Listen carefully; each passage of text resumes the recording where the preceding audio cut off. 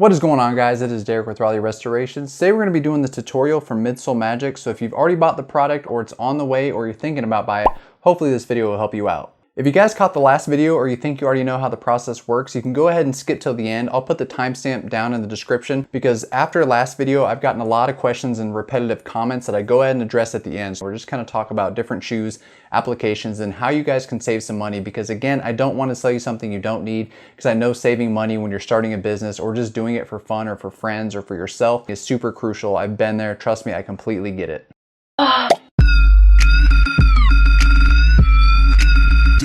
Here on the table, you guys will see some stuff that you'll need for today's tutorial. We just have an old towel. I keep using the same one to clean up paint and a bunch of other random dyes and excess stuff like that. Some regular masking tape, of course, Midsole Magic, some cotton balls, a couple of Q-tips to clean up afterwards, something to remove the paint. I've seen people get kind of creative with this. I usually use either a brush that I dedicate to it. This is actually a brush that's dedicated for suede. I just like that it's a little firm, but you don't want too firm like the wire brush that can cause some damage. Some people use an Xacto knife. I like that as well for the edges. I've also seen people just wipe it with just the towel and also other brushes and things like that. We also need some denatured alcohol, some gloves as this stuff is not fun to get on your skin, and of course a shoe that you need to strip. So the first thing we're gonna do is just go ahead and tape up this shoe here. The main concern with this is the elephant print, as we don't want the congealed paint that gets gelled up for the Midsole Magic to get on there, as it can stain it. Midsole Magic is not directly going to impact this, but you want to be careful and tape up any areas that you're afraid it might mess up, like suede or nubuck especially. The leather here is okay, but just for reference, I'm just going to go ahead and tape up the whole entire shoe just to be safe.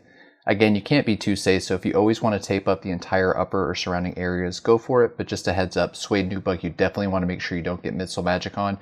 Or, to be more clear, you don't want to let the paint that is congealed from Midsole Magic to get on there because that will stain the suede or nubuck with the color of the paint.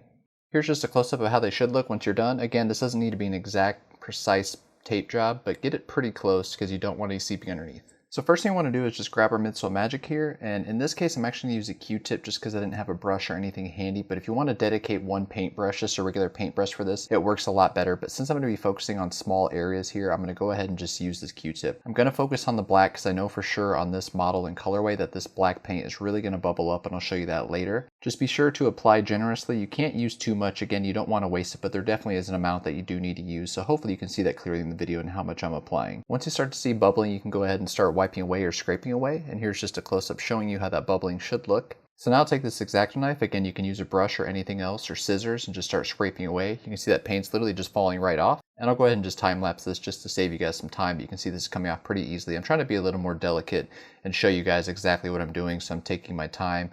Normally I would just scrub all this off at once. So here I'm scraping away from the tape with the Xacto knife to make sure that I don't push any Midsole Magic underneath that tape. I'm scraping away to get those edges as clean as I can. Then I'll go ahead and just use a towel here to wipe off any excess. It's not going to get all of it, and I'll explain that later, but this is going to get off the majority of it to clean up and see what you actually do need to reapply on if you do need to do so. Now onto the white, I want to show you this just because it's not going to bubble up as much as the black, but I wanted to show you the process. So we're doing literally the same steps here, applying generously, applying all over. You'll see here on this next clip that it does bubble up a little bit, but not all midsoles are going to bubble up. If you don't see any bubbling or very little bubbling, let it sit for at least 30 seconds to 45 seconds before you begin scraping or trying to wipe away, as it will come off. So in this case, you can see minor bubbling here. I'm going to go ahead and start with the Xacto knife just to show you that it will come off in those areas. And then I go ahead and just switch over to the towel here because I just kind of scrub a little bit to get the general amount off. But you'll see I go back here in just a second with the Xacto knife to really detail this and clean it up. And especially in that groove right there at the bottom, I usually use the Xacto knife because trying to get that towel down into that little groove between the top layer and the bottom layer is tough. And here's what it looks like after scraping, after no cleanup or detail work. You can see there's little pieces of black and white on the top and the bottom.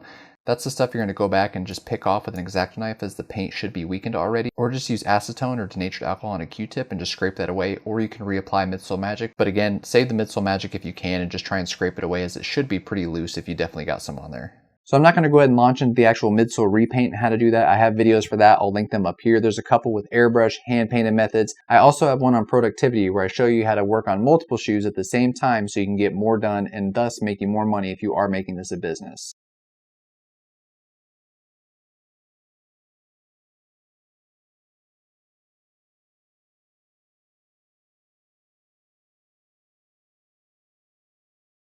I'm going to go ahead and cover a couple common questions and answers that I get all the time, especially since the last video I've had a lot of time to get some feedback from you guys, and this video is long overdue. So I didn't show it in this video because I have other videos covering it. You may be wondering about the air units. Again, the same as the upper, the Midsole Magic will not directly damage the air unit or the upper. The issue is once the paint on the midsole activates and it gets down and turns into a gel or that liquid where you can scrape it off, the paint and the pigment in the paint can stain the actual air unit, so you want to avoid that if all possible.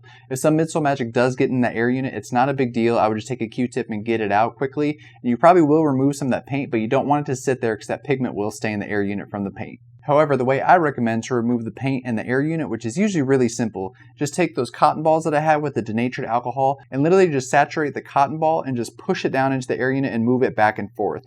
Usually for the edges here, you'll have to use a Q-tip to kind of twist and pull into that corner to kind of get that paint out, but it's really simple and it comes off very easily. A side note, it's very important that you do use denatured alcohol and not acetone. Acetone will eat away at that bubble. It can cause popping. It will definitely cause it to fog, and it will not look good when you're done. You want to use denatured alcohol or even isopropyl alcohol. I would say 80, 90, 92. I'm not sure if they make 100, but if you can find 100, that's great. That won't damage that air unit.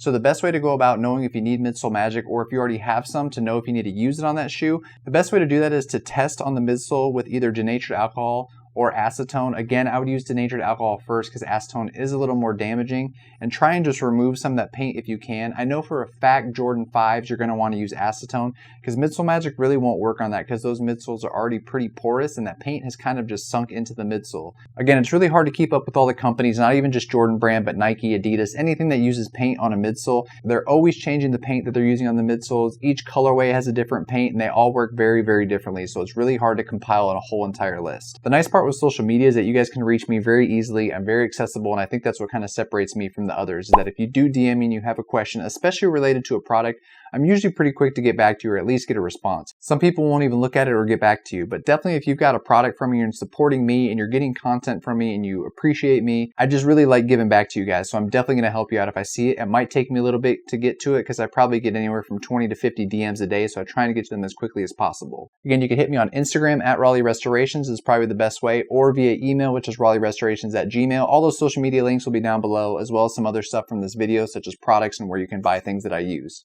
Again, we do offer money back guarantees, so if you get my help and you're doing everything right and for some reason it's just not working for you and you've wasted half a bottle, there's been several times where I've sent out another bottle just because someone was misusing it and I just feel bad that they wasted their money, so I go ahead and send them another bottle, sometimes at the cost of shipping. It really depends where you're located. I'll usually just send it out for free, so I don't feel like you wasted half your bottle doing it wrong. But if you've made it this far in the video, you're probably doing the process right, so you shouldn't have any problems. But again, any issues, just email me or DM me and we'll get it taken care of. Again, from the top of my head, I know most Air Maxes you can usually use acetone safely on them.